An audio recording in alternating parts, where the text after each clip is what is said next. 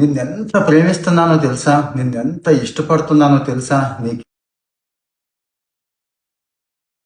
దానికి చాలా బాగుంటుంది. కానీ వెంటనే డౌట్ వస్తుందండి. నిజంగా ప్రేమిస్తున్నారా? ఎంత ప్రేమిస్తున్నారు? నిజమైన ప్రేమేనా? ఉంది కదా! మామూలు క్వశ్చన్ కాదండి ఇది. సృష్టి పుట్టిన దగ్గర నుంచి ఉన్నట్టుంది. మనుషులు పుట్టిన దగ్గర నుంచి ఈ క్వశ్చన్ ఉంది. ఎందుకంటే మనిషి ప్రేమ కోసం ఆరాటపడతాడు, ప్రేమ చుట్టూ తిరుగుతాడు, ప్రేమించే వాళ్ళ మధ్యలో ఉండాలనుకుంటాడు, తను కూడా ప్రేమించాలనుకుంటాడు కదండి. కానీ అసలు ప్రేమ అంటే ఏంటి? అంటే అవతల మనిషి నిజంగా మనల్ని ప్రేమిస్తున్నాడు, మనల్ని మనగా ప్రేమిస్తున్నాడు అనేది ఎలా కనిపెట్టడం? దీన్ని ఎలా చూడాలి? పెద్ద పెద్ద వాగ్దానాల, ఏదైనా పెద్ద పెద్ద అగ్రిమెంట్లా, లేకపోతే పెద్ద పెద్దవి కొని పెద్ద పెద్ద బహుమతులు ఇస్తే అదేమన్నా నిజమైన ప్రేమ అవుతుందా? లేదు నిరంతరం మనతోనే ఉంటూ, మన పక్కనే ఉంటూ అలా ఉంటే ప్రేమించినట్టు అవుతుందా? లేదు మన ఇష్టాలన్నీ కనుక్కొని అన్నీ చేసేస్తుంటే ప్రేమ అవుతుందా? ఇవేవి కాదు.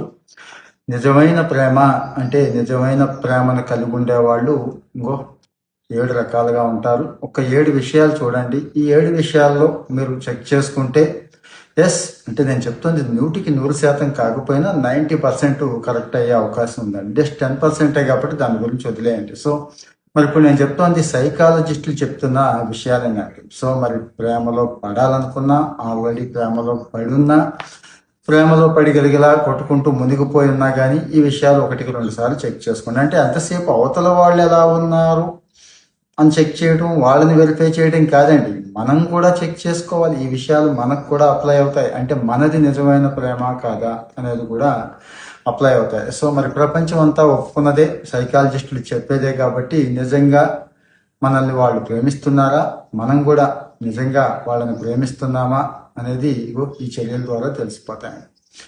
జాగ్రత్తగా వినండి. అంటే ముందు అటు సైడ్ నుంచి వస్తానండి, అవతల వాళ్ళ నుంచి వస్తాను. ఇవన్నీ మనకు కూడా అప్లై అవుతాయి. మన భావాలని ఎవరైతే అర్థం చేసుకుంటున్నారో వాళ్ళది నిజమైన ప్రేమ అంటాం. మన భావాలను అర్థం చేసుకోవడం అంటే కనీసం మనం చెప్తున్నప్పుడు వినటం, అంటే వినాలి కదండి.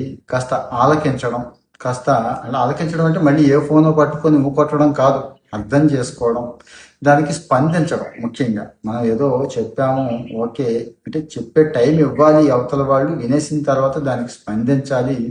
ఆ స్పందించేది కూడా కాస్త కళ్ళల్లోకి చూస్తూ, సూటిగా చూస్తూ స్పందిస్తున్నారు అనుకోండి, ఎస్ ఈ విషయంలో పాస్ అయినట్టే టెస్ట్ అనుకోవచ్చు. అలాగే మీ బాధ ఏది ఉన్నా కానీ దాన్ని కొట్టిపడేయకుండా, తేలిగ్గా తీసేయకుండా, పిచ్చిమొహం అని అనకుండా, నీకేం తెలియదులే అనకుండా, దాన్ని దాన్ని కాస్త చెక్ చేసి నీకు ఎందుకు ఇలా అనిపించింది, ఎందుకు ఇలా ఫీల్ అయ్యావు అని అడగటం కూడా ఈ టెస్ట్లో పాస్ అయినట్టు. సో ఇదొకటి. నెంబర్ 2 వచ్చి, మీకు తెలుసండి మామూలుగా అన్నీ బాగున్నప్పుడు అందరూ ఉంటారు, మనతో ఉండాలనుకుంటారు, ఉంటారు కూడా. ఎందుకు? బెల్లం చుట్టూ ఈగలు అంటాం కదండి, ఇక చాలా ఉన్నాయి సామెతలు. అది కాదు. మీరు బాధల్లో ఉన్నప్పుడు, ఇబ్బందుల్లో ఉన్నప్పుడు, కష్టాల్లో ఉన్నప్పుడు, ఇక జీవితంలో పడిపోయినప్పుడు మీతో ఉంటారు చూడండి, మీతో ఉంటారు చూడండి, మీకు కూడా ఉంటారు చూడండి, మీ చేయి పట్టుకొని ఉంటారు చూడండి, మీకు ధైర్యాన్ని ఇస్తారు చూడండి, వాళ్ళండి మీతో ఉండటం. అది వాళ్ళు ప్రేమిస్తున్నట్టు అంటాను. అంటే వాళ్ళకి ఉండొచ్చు స్వార్థం వగేరా ఏదైనా ఉండొచ్చు, కానీ మిగిలిన వాళ్ళతో పోల్చుకుంటే అట్మోస్ట్ బెటర్, వాళ్ళు సూపర్ పీపుల్ అన్నట్టు. సో మరి మనం నిజంగా ప్రేమించే వాళ్ళని కనిపెట్టడం కోసం మనం ప్రత్యేకంగా కష్టాలు బాధలు తెచ్చుకోలేం. కానీ కష్టాలు బాధలు వచ్చినప్పుడు, మనసు పాడైపోయినప్పుడు, ఎవరైతే మనతో ఉన్నాను అని హామీ ఇస్తారో, ఎవరైతే మనకు ఆ భద్రతా భావాన్ని కలిగిస్తారో వాళ్ళు నిజంగా మనల్ని ప్రేమిస్తున్నట్టు. సెకండ్ వన్ ఇదండి. సెకండ్ వన్ ఇది. 3, మనకు కూడా కాస్త స్పేస్ కావాలనిపిస్తూ ఉంటుంది. మనకు కూడా కాస్త పర్సనల్ విషయాలు ఉన్నాయి అని తెలుసు కదండి అందరికీ. మనకు కూడా కొన్ని హద్దులు ఉంటాయి, వాళ్ళకి ఉంటాయి. అంటే ఆ హద్దుల్ని గౌరవించాలి. అది ఎందుకు కట్టుకున్నావు, ఇది ఎందుకు పెట్టుకున్నావు, వాళ్ళతో ఎందుకు మాట్లాడావు, ఈ మెసేజ్ ఎందుకు పెట్టావు, ఇది ఫోన్ ఒకసారి చూపించు, ఇట్లాగా ఇంకా చాలా ఉంటాయి కదండి. పర్సనల్ విషయాలు అన్నిటిలోకి దూరిపోయి, నేను ప్రేమిస్తున్నాను కాబట్టి నాకు నచ్చినట్టే ఉండాలి, నిన్ను ఇష్టపడుతున్నాను కాబట్టి నేను చెప్పినట్టే వినాలి అనేది కాదు. గుర్తుంచుకోండి. అలా కాకుండా అరే మనకు కొన్ని అభిప్రాయాలు ఉంటాయి, మనం నిర్ణయాలు తీసుకోవచ్చు, దాన్ని కాస్త గౌరవించాలి. వ్యక్తిగత సమయం అంటే personal time, personal space expect చేస్తారు, దానికి ఇవ్వాలి అనేది. సో మరి అవతల వాళ్ళకి ఎలా అయితే కళలు వగేరా ఆశలు కోరికలు ఉంటాయో మనకు కూడా ఉంటాయని అర్థం చేసుకొని దానికి కాస్తో కోస్తో గౌరవం ఇస్తారు చూడండి. అది మంచి సంబంధం, అది మంచి ప్రేమ అవుతుంది. మరి ఇది ఉందా లేదా మీరే చెక్ చేసుకోండి. తర్వాత విషయం వచ్చి చిన్న చిన్న విషయాలను కూడా గుర్తుంచుకోవడం. అంటే కొన్ని ఉంటాయి మరి తింగరతనంగా ఉంటాయండి. ఏదో బర్త్డే గుర్తుంది కాబట్టి, పెళ్లి రోజు గుర్తుంది కాబట్టి, పిల్లల పెళ్లి రోజు గుర్తుంది కాబట్టి, అంటే చిన్నవని నేను అంటలేదు, వాటికంటే గొప్ప ఉన్నాయని చెప్తున్నానండి. మన ఇష్టాలను గుర్తుంచుకోవడం. అంటే మన తిండి దగ్గర నుంచి ఇంకోటి ఏదైనా కానీ మన అభిరుచుల్ని గుర్తుంచుకోవడం. అవతల వాళ్ళు అంటే అక్కడ మనకి గౌరవం ఇస్తున్నట్టు, వాళ్ళు ఇంకా ఇది ఇష్టపడుతున్నాం కాబట్టి ఓకే దాన్ని గుర్తుంచుకొని గౌరవిస్తున్నట్టు. ఇవి ఎవరు చేస్తున్నారు అనేది చూస్తే అవతల వాళ్ళు ఎవరైతే చేస్తున్నారో వాళ్ళు మన మీద ప్రేమ చూపిస్తున్నారు. ఇక్కడ ఇద్దరు ఆడ మగ గురించి మాట్లాడట్లేదు, నేను మళ్ళీ గుర్తు చేస్తున్నాను, ఇద్దరు మనుషుల గురించి మాట్లాడుతున్నాను. ఎవరైనా కానీ అది ఏ రిలేషన్ అయినా కావచ్చు. సో మరి మనం ప్రత్యేకమని వాళ్ళు ఫీల్ అవుతున్నారు, మన మీద ప్రత్యేకమైన శ్రద్ధ చూపిస్తున్నారంటే ఈ చిన్న చిన్న విషయాలు, ముఖ్యంగా మనకు పనికొచ్చే విషయాలు, మనం ఎదిగే విషయాలు కూడా గుర్తుంచుకుంటే అది కరెక్ట్ అంటారు. ఆ తర్వాత ఇంకో ప్రధానమైన విషయం స్థిరత్వం. అంటే ఈ రోజు రేపు అసలు స్థిరంగా ఉండట్లేదు. ఈ రోజు ఒకలా ఉంటే రేపు ఒకలాగా ఉంటున్నారు, వచ్చే నెలలో ఎలా ఉంటారో వచ్చే సంవత్సరం ఎలా ఉంటారో తెలియట్లేదు. అలా కాకుండా ముందు బాగుంటారు, ముందు అసలు రాసుకొని పూసుకొని అంటుకొని ఉంటారు ముందు, తర్వాత నిర్లక్ష్యం వచ్చేస్తుందండి. అలా కాకుండా మొదటి రోజు ఎలా ఉన్నారో వారం తర్వాత, నెల తర్వాత, 2 ఏళ్ల తర్వాత, 5 ఏళ్ల తర్వాత కూడా అలా ఉంటారు చూడండి, అది స్థిరమైన మనస్తత్వం అంటారు. సో కోపం వస్తాయి, కోపం తాపం అన్నీ వస్తూనే ఉంటాయి, దెబ్బలాట్లు అన్నీ అవుతూ ఉంటాయి. అయినా కానీ అదే ఇదేనండి. ఈ కోపం వచ్చినప్పుడు, పొరపాటు చేసినప్పుడు ఒప్పుకుంటారు, ఎస్ ఆ రోజు నేను అలా మాట్లాడి ఉండకూడదు, మాట్లాడాల్సింది కాదు, అలా ప్రవర్తించి ఉండాల్సింది కాదు అని మన ముందే చక్కగా ఒప్పేసుకొని సేమ్ మళ్ళీ పాత పద్ధతి అంటే అదే ఇష్టమైన పద్ధతిలోకి మొదట్లో చూపించిన ఇష్టం ప్రకారం వెళ్ళిపోతారు.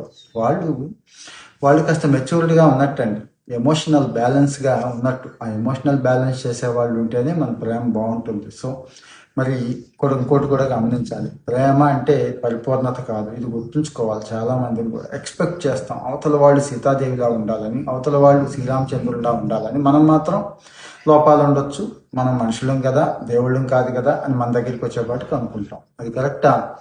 అందరూ మనుషులమే కదా, అందరిలోనూ లోపాలు ఉంటాయి కదా. అంటే మరి ఈ ఈ ఈ మెచ్యూరిటీ కాస్త మెయింటైన్ చేసేవాళ్ళు అద్భుతమైన మనుషులు మీ జీవితంలో ఉంటే గనక మీరు చాలా అదృష్టవంతులు.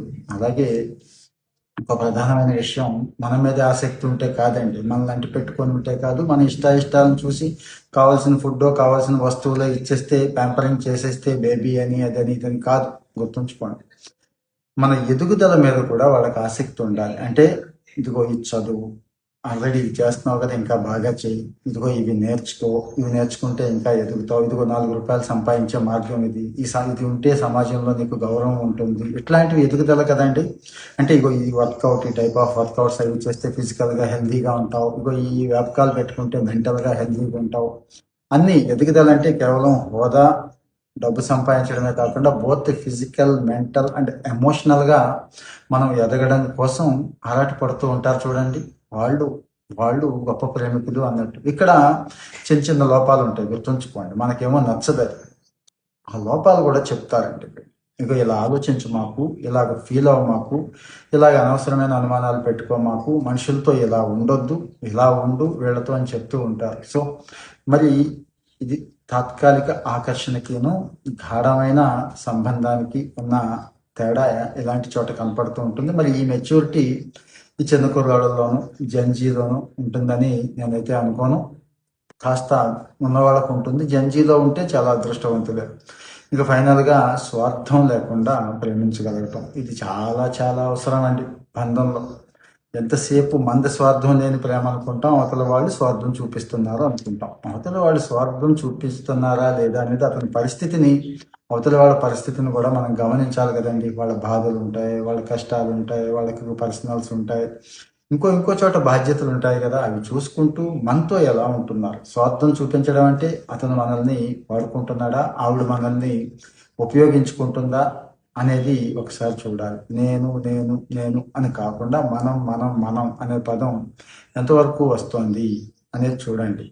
సో మరి ఇది చాలా కష్టం అండి దీన్ని డిఫరెన్స్ చేయడం. కానీ మరి ఎంత సహజంగా ఉంటున్నారు, ఎంత న్యాచురల్గా ఉంటున్నారు అనేది చూడాలి ఇక్కడ. ఇది స్వార్థం విషయంలో ఇక్కడ చాలా డిఫరెన్సెస్ వచ్చేస్తున్నాయి. దంపతులు ఇమ్మీడియట్గా అప్పటికప్పుడు విడిపోవడానికి, అప్పటికప్పుడు గొడవలు అయిపోవడానికి ఇవే ప్రధానమైన కారణాలు అవుతున్నాయి కదా. సో మరి ఇప్పుడు నేను ఒక 7 అంశాలు చెప్పాను. ఈ 7 అంశాలు మీరు ఒక్కసారి చెక్ చేసుకోండి. మీరు చెక్ చేసుకోండి ముందు దయచేసి. నేను కూడా చెక్ చేసుకోవాలి. తర్వాత అవతల వాళ్ళకి మనం తర్వాత ఆపాదిద్దామండి. అవతల వాళ్ళు అలాగా, అవతల వాళ్ళు ఇలాగా అని జడ్జి చేయడం మనకి ఇష్టం. అవతల వాళ్ళ మీద పడి ఆడవటమే అందరికీ ఇష్టం కదండి. అలా వద్దు. సో మరి మనం చెక్ చేసుకున్న తర్వాత అప్పుడు ఆలోచించుకొని, అంటే ఇప్పుడు అలా లేరు కాబట్టి వాళ్ళు చెడ్డాళ్ళు మనకి ఫిట్ అవ్వరని కాదు నా ఉద్దేశం. ఈ చెప్పిన 7 అంశాల్లోనూ మనం సరి చేసుకుంటూ వాళ్ళను కూడా సెలవుమని అడగటం బాగుంటుందని చెప్పడం నా ఉద్దేశం. మరి ఒకసారి బంధం ఏర్పడిన తర్వాత దాన్ని వదులుకోలేని తెలుసుకోలేం కదండి. ఈ విషయాల మీద అవగాహన ఉంటే బాగుంటుంది. మీ సంసారం బాగుంటుంది, వ్యక్తిగత జీవితం కూడా బాగుంటుందని చెప్పడం నా ఉద్దేశం. మరి మీకు ఎలాంటి సమాచారం నచ్చుతుందా, బాగుందండి అంటే దయచేసి లైక్ చేయండి. మీ ఫ్రెండ్స్కి, ఫ్యామిలీ మెంబర్స్కి కూడా పంపండి. నేను కూడా ఒక ఫ్యామిలీ మెంబర్ లాగే చెప్తున్నాను. మీ ఫ్యామిలీ మెంబర్ అనుకొని దయచేసి మనస్ఫూర్తిగా ఫీల్ అవ్వండి. అంతేగాని వేరే రకంగా అనుకోవద్దు. సో మరి ఇంత మంచి సమాచారం కదా, దయచేసి షేర్ చేయండి. Thank you.